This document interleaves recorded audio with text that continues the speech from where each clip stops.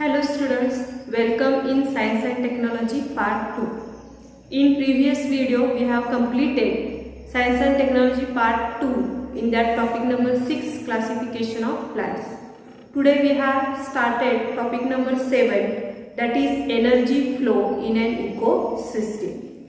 Okay, let's introduce this chapter. Let's discuss some question and answer present in your book. The question number first is, what is mean by ecosystem?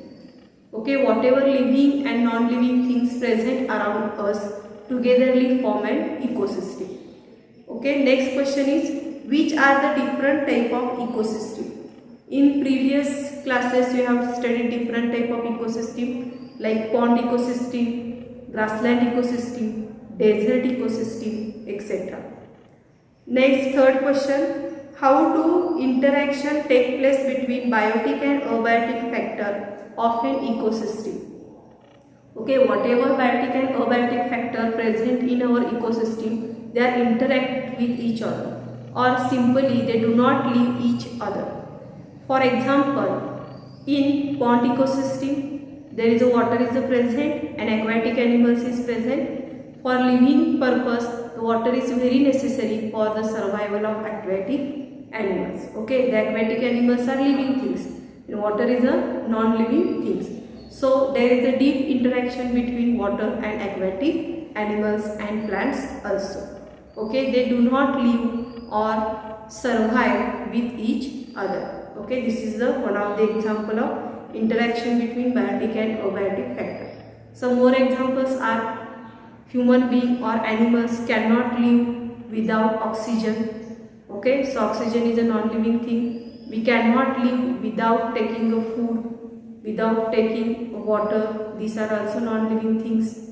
Okay, we are getting our all needs, food, shelter, clothes from the non-living things also. Okay, so in short, whatever living and non-living things are present in our environment, they are interact with each other or they do not live with each other. So there is a deep interaction present in between these biotic and abiotic factor. तर विद्यार्थी मित्रांनो बघा, energy flow in ecosystem या पाठामध्ये energy flow and ecosystem समजून घेण्याआधी काही प्रश्नोत्तरांची चर्चा इथं केलेली आहे आपण. याच्यामध्ये इकोसिस्टीम म्हणजे काय, तर आपल्या पर्यावरणामध्ये ज्या काही जैविक आणि अजैविक घटक असतात त्या सर्वांनी मिळून परिसंस्था तयार होते. इकोसिस्टीम म्हणजेच काय, परिसंस्था.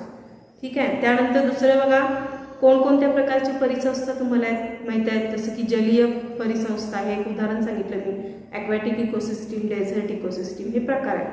त्यानंतर तिसरं बघा, आता परिसंस्थेमध्ये बायोटिक आणि अबायोटिक फॅक्टरांचे कसे इंटरॅक्शन असते ते सांगितलं आहे. जसं की सर्व सजीव हवेशिवाय जगू शकत नाही, तर हवा हे काय झालं, नॉन लिव्हिंग थिंग. ठीक आहे. आणि सजीव हे काय आहेत, सगळे लिव्हिंग थिंग्स आहेत. म्हणजे पर्यावरणातील प्रत्येक जैविक आणि अजैविक घटक हे एकमेकांच्या वरती त्यांचं अस्तित्व अवलंबून असतं. हा सर्व भाग तुम्ही याआधी अभ्यासलेला आहे. तर आता let study the energy flow in an ecosystem. Okay, according to mode of nutrition, the different animal getting nutrition from the environment. Up to getting nutrition from the environment, they are classified into different way. For example, mode of nutrition of animal like producers, consumers, saprophytes and decomposers. First, producers, in that all plants are included is a producer, consumers. Okay, then all living things depends on the plants, they are known as the consumers. And whatever animal depends on the consumer, they are known as the saprophytes. After that, they are decomposed with the help of microorganisms. Okay, तर विद्यार्थी मित्रांनो बघा, जसं की परिसंस्थेमध्ये सर्व जैविक आणि अजैविक घटकांचा समावेश होतो. याच्यामध्ये जैविक आणि अजैविक घटक जे असतात त्यांचा परस्परांशी संबंध असतो. याच्यामध्ये मोड ऑफ न्यूट्रिशन म्हणजे प्रत्येक सजीव आपले न्यूट्रिशन, पोषण पूर्ण करून घेण्याचा प्रयत्न करत असतो आणि त्याच्या पोषणाच्या सर्व गरजा या परिसंस्थेतील घटकांकडूनच पूर्ण होत असतात किंवा निसर्गामधूनच त्या पूर्ण केल्या जात असतात. जसं की प्रोड्युसरमध्ये सर्व प्रकारच्या वनस्पती येतात. वनस्पती हा त्या एनर्जी फ्लोमधला सर्वात महत्त्वाचा घटक आहे, ज्याला आपण उत्पादक असं म्हणतो. त्यानंतर कन्झ्युमर, वनस्पतीवर जगणारे सर्व प्राणी ज्याला आपण कन्झ्युमर म्हणणार आहोत. त्यानंतर त्यांच्यानंतर त्या प्राण्यांना खाणारे जे दुसरे प्राणी आहेत त्यांना आपण सॅक्रोफाइट्स म्हणणार आहोत. आणि त्यानंतर डिकम्पोजर्स. एकदा टॉपचा कन्झ्युमर डेड झाला की त्याचं परत डिकम्पोजिशन केलं जातं, विघटन घडवून आणलं जातं आणि परत ते मातीमध्ये न्यूट्रिशन मिसळले जातात. Okay, let's discuss some more points. That is primary consumers. Okay, आता कन्झ्युमर्सचे परत प्रकार आहेत याच्यामध्ये. ठीक आहे, याचे परत किती प्रकार आहेत? प्रायमरी कन्झ्युमर, सेकंडरी कन्झ्युमर असे त्याचे परत प्रकार आहेत. ठीक आहे, तर आता याच्यामध्ये बघा फर्स्ट घेतोय आपण primary consumers. They are herbivorous animal. For example grasshopper, squirrel, elephant, okay etcetera. They are all herbivorous animals comes under a primary consumer. Then secondary consumers, okay, in that for example fox, owl, etc. These consumers are mainly feed on the herbivorous animal. Okay. Next, apex or top consumer, for example tiger, lion. This type of consumers is needs or act on a herbivorous animal and they feed on a top consumer. Then omnivorous. Okay, this is the mixed carnivores, for example human being and deer. This kind of consumer is also feeds on herbivorous animal and carnivorous animal. तर बघा विद्यार्थी मित्रांनो, energy flow म्हणजेच काय?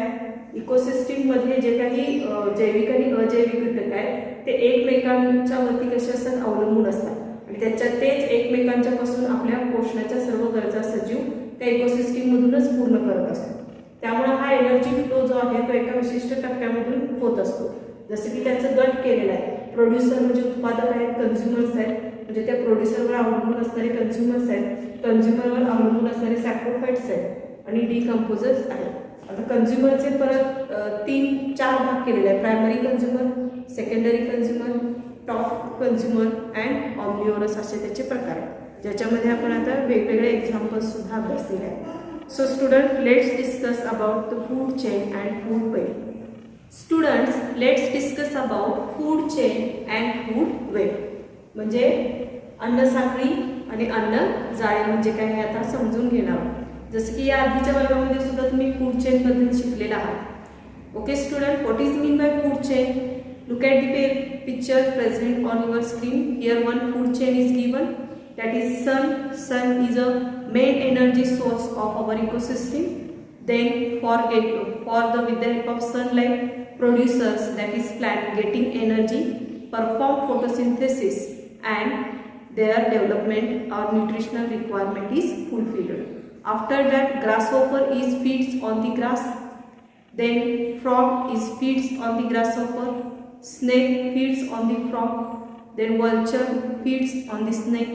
And finally, vulture is a top consumer in this food chain. After death of the vulture, the saprophytes or microorganism decompose this material, and again this nutrition is mixed into the soil, and with the help of this nutrition, plants again get a nutritions. Okay. तर विद्यार्थी मित्रांनो, एक अन्न साखळी इथे तुम्हाला दिसत आहे. या अन्न साखळीमध्ये बघितलं तर सूर्य हा महत्त्वाचा एनर्जी सोर्स आहे आपल्या इकोसिस्टीम मधला. कारण सूर्यप्रकाश आहे म्हणून वनस्पती प्रकाश संश्लेषण करू शकतात आणि वनस्पतीवर काय करतो? ग्रासहोपर म्हणजे नाकतोडा, त्याच्यावरती उपजीविका करतो. नाकतोड्याला खाणारा बेडूक उपलब्ध आहे या अन्न साखळीमध्ये. त्यानंतर बेडूक अन्न असणारा साप आहे, सापाला खाणारा गिधाड आहे. त्यानंतर हा गिधाड हा त्या अन्न साखळीमधला टॉपचा कन्झ्युमर आहे. एकदा तो त्या अन्न साखळीतून नष्ट झाला किंवा तो मेला तर सॅक्रोफाइट्स किंवा मायक्रो ऑर्गॅनिझमच्या सहाय्याने त्याचं विघटन घडवून आणलं जातं. महत्त्वाच्या जैविक रसायनामध्ये त्याचं रूपांतरण करून ते परत मातीमध्ये मिसळलं जातं आणि हे न्यूट्रिशन परत वनस्पती काय करते? स्वतःसाठी वापरले जाते.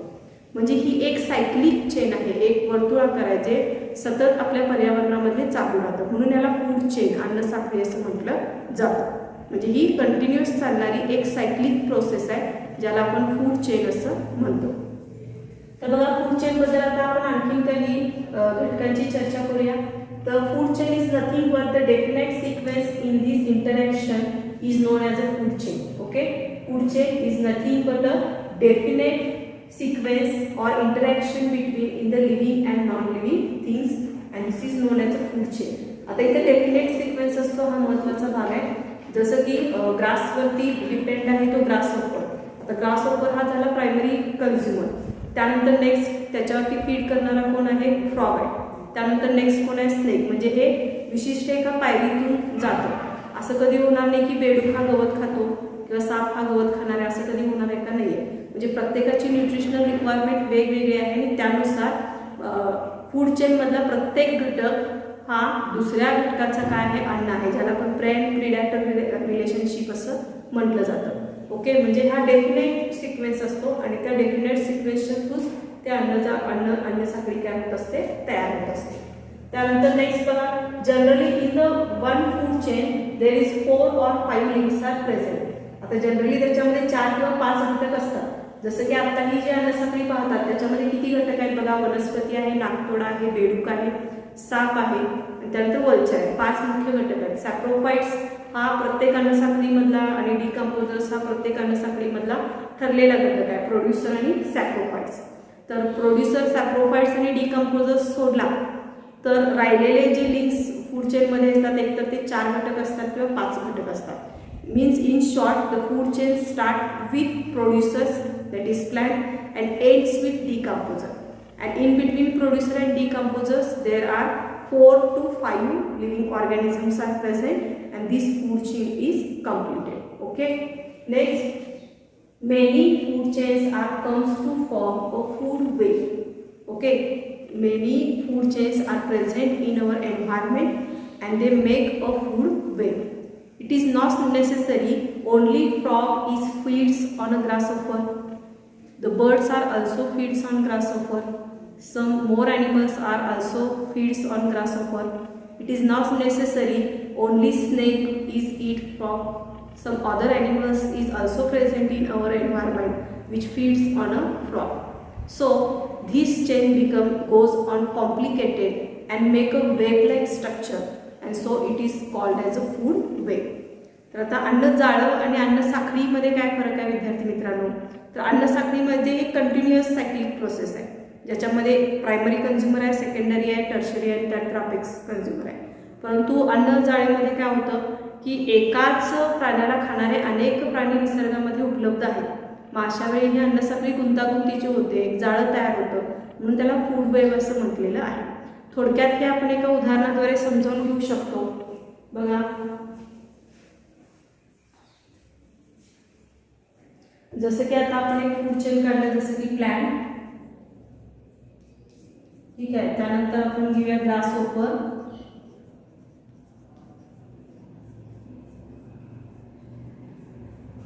त्यानंतर घेऊया आपण फ्रॉग, स्नेक, ठीक आहे. त्यानंतर काय बघा, वल्चर अँड डिकम्पोजर.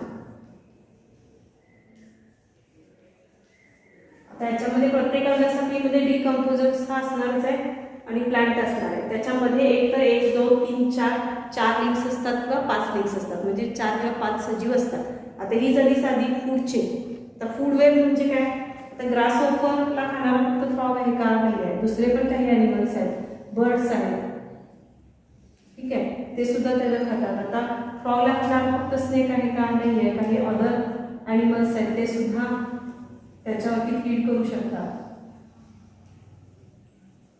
ठीक आहे. म्हणजेच काय, फूड चेन मधला प्रत्येक लिंक जर आपण घेतली तर त्याच्यावरती फीड करणारा एकमेव ॲनिमल निसर्गामध्ये उपलब्ध नाही आहे, तर त्याला खाणारे आणखी बरेचसे घटक सजीव निसर्गामध्ये उपलब्ध आहेत. मग अशा वेळी फूड चेन एका सरळ रेषेमध्ये किंवा एका सायक्लिक मॅनरमध्ये होईल का, नाही, ते एक गुंतागुंतीचं जाळं तयार होतं आणि त्यामुळे त्याला फूड वेब असं म्हटलेलं आहे.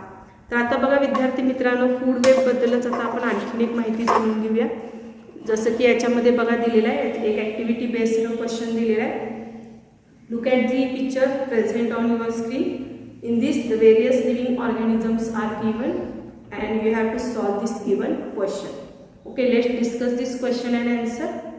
Make a list of various consumers of the ecosystem around you and classify them according to mode of nutrition. Okay, म्हणजे आणखीन काही तुम्ही फूड चेन्स लिहायला सांगितलेलं आहे. कमीत कमी तुम्हाला 5 फूड चेन्स तरी वेगवेगळ्या प्रकारचे लिहिता आले पाहिजे. नेक्स्ट बघा, picture of various consumers are given in your screen. Construct a food web from this picture. तर ह्या प्राण्यांना घेऊन तुम्ही वेगवेगळ्या प्रकारची अन्न साखळी तयार करा असं म्हटलेलं आहे. जे स्क्रीनवरती तुम्हाला वेगवेगळे लिव्हिंग ऑर्गॅनिझम दिलेले आहेत त्याचा रेफरन्स घेऊन. आता बघा क्वेश्चन्स काय विचारलेले आहेत. Is the number of consumers in the food web are fixed?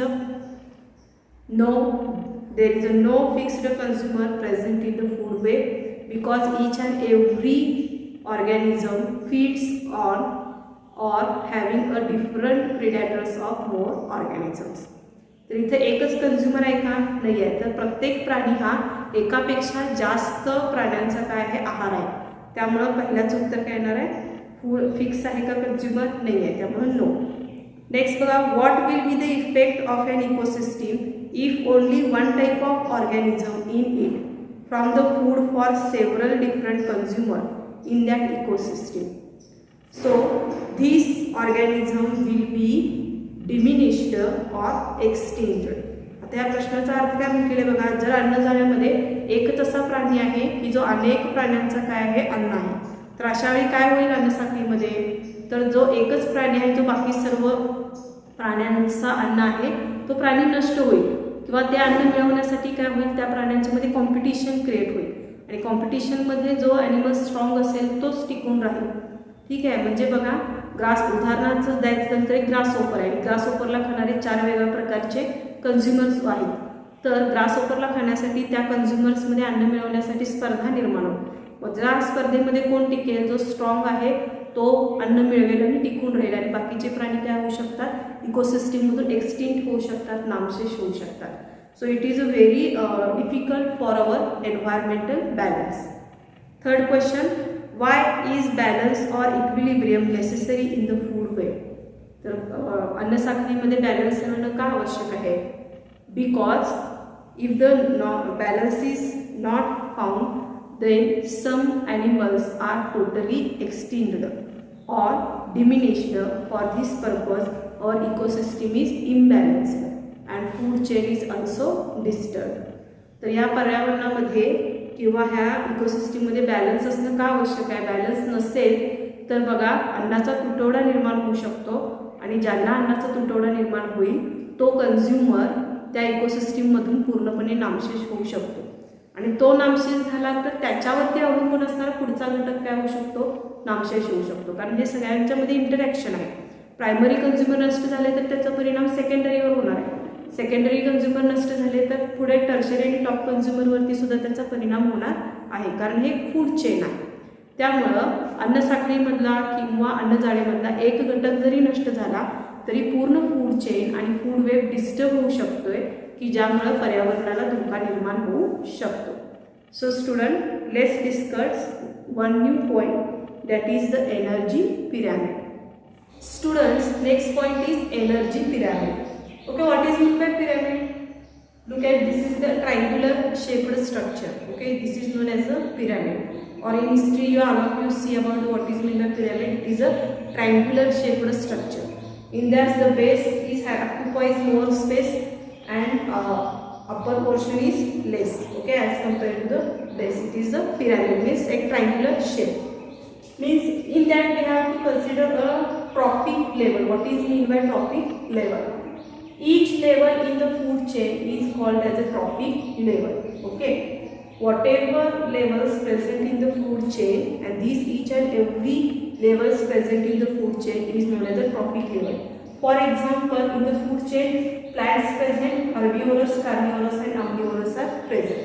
Means plants is also one act as a producer. Then herbivorous animal depends on the plant. This is the first trophic level in the energy pyramid. Next, carnivorous depends on the herbivorous animal. So the carnivorous act as a second trophic level in the energy pyramid. And topmost is the omnivorous, that is the third trophic level present in the pyramid. So therefore in the energy pyramid there is a 3 trophic levels are present. And in that base plants, that is producers, are present. It indicates that the plant is a main source of energy in our ecosystem. Up to that, herbivorous animal depends on, then carnivorous and then omnivorous. If we producer to the third trophic level, the shape of the pyramid is decreases and make a triangular shape. So energy flow become producer to third trophic level is goes on decreasing, and when we comes third trophic level to the producer, the energy flow in the ecosystem is increases. Okay, it is the main point. So what type of questions comes in your exam? So this diagram is very important for your exam. Here some filling the blanks are given in the exam and you have to complete this diagram. So prepare this diagram for the exam purpose. Okay. तर विद्यार्थी मित्रांनो, energy pyramid म्हणजे काय? Pyramid म्हणजे तुम्ही एक त्रिकोणाकृती आकृती किंवा तुम्ही इतिहासामध्ये सुद्धा पिरामिड वगैरे शिकलेला आहे. तर पिरामिडमध्ये बघा बेस जो असतो मोठा असतो आणि जसजसं आपण वर जाऊ तसतसं तो निमुळता होत जातो. तर इकोसिस्टीम म्हणजे आपल्या पर्यावरणामध्ये सुद्धा एक एनर्जी पिरामिड असतो. या एनर्जी पिरामिडमध्ये सर्वात तळाला कोण असतात? प्लांट्स असतात, जे उत्पादक असतात, ते प्रोड्युसर असतात. या प्लांट्सपासून आपण जसजसं वरती जाऊ, थर्ड ट्रॉपिक लेवलपर्यंत जाऊ, तसतसं एनर्जीचा फ्लो हा कमी कमी होत जातो. आणि जसजसं आपण थर्ड ट्रॉपिक लेवलपासून प्रोड्युसर प्लांट्सकडे येऊ तसतसं एनर्जीचा फ्लो हा वाढत गेला पाहिजे, तरच एन्व्हायरमेंटल बॅलन्स आहे असं आपण म्हणू शकतो. जसं की ट्रॉपिक लेवल म्हणजे काय? फूड चेनमधला प्रत्येक जो घटक आहे प्रोड्युसर सोडून, जसं की हार्बिवोरस, कार्निवोरस आणि ऑम्निवोरस प्लांट, हा प्रत्येक घटक म्हणजे एनर्जी पिरामिडमधला first trophic level, second trophic level आणि थर्ड ट्रॉपिक लेवल असतो. तर या पद्धतीने हा ट्रॉपिक लेवल आहे. तर प्रत्येक पुन्हा एकदा सांगते बघा, trophic level means each level in the food chain is non as a trophic level. In energy pyramid there is a plant act as a producer, then first trophic level herbivorous animals are included, in the second trophic level carnivorous animals are included, and in the third trophic level that is omnivorous animals are included. And one more, remember this thing, when we give rise to producer to third trophic level, the energy flow goes on decreasing, and when we comes third trophic level to the producer, the flow of energy goes on increasing. Okay, this makes our environment balance. So dear student, today we have to stop here. Today we have to discuss about what is meant by energy flow and ecosystem. In that we study what is meant by food chain and different components present in the food chain, that is the producers, primary consumers, saprophytes, omnivorous animals, decomposers, etc., and also examples on it. After that we study food chain and food web. Okay, in the food chain there is a plants, then primary consumers, secondary consumer, tertiary consumers and decomposers are present. In environment, what is meant by food chain? It is a specific sequential interaction between living things is known as a food chain.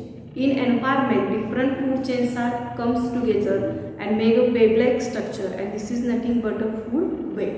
And we have to also discuss about the energy pyramid. In that we are simply study what is meant by trophic level. So each component present in the food chain is act as a trophic level. Okay, student, this is our today's point. See you in next video with next point. After that, all of you solve given question present on your screen. Thank you.